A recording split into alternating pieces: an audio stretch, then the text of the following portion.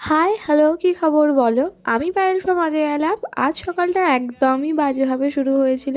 আগের দিনের ভিডিওতে বললামই সর্দির সাথে যুদ্ধ করবার প্রস্তুতি চলছে। সত্যিই সেই যুদ্ধটা শুরু হয়ে গেছে। আর আমি একদমই মেডিসিন পার্সন না, যে কোনো কিছু হবে আর ওষুধ খেয়ে নেবো, আমি সত্যিই পারি না সেই জিনিসটা। তাই আগে রাম তুলসী পাতা আদার জল সকাল সকাল গরম গরম খেলাম, তার সাথে রাম তুলসী পাতা দিয়ে মধু। এটা আমার বেশি ভালো লাগে খেতে। তারপর তো চলে গিয়েছিলাম সৌমুখের ড্রয়িং ক্লাস করাতে।